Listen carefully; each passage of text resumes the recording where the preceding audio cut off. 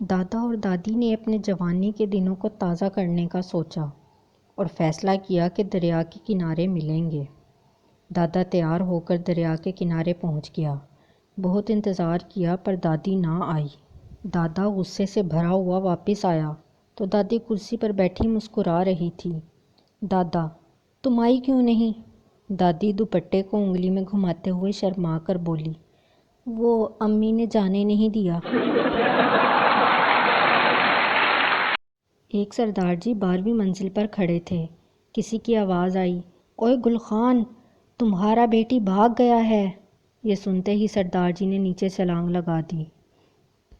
10ویں منزل پر پہنچے تو یاد آیا کہ اپنا تو کوئی بیٹی ہی نہیں ہے۔ 5ویں منزل تک پہنچے تو یاد آیا کہ ارے ہمارا تو ابھی شادی بھی نہیں ہوا ہے۔ اور جب نیچے گرے تو یاد آیا کہ ہمارا تو نام ہی گل خان نہیں ہے۔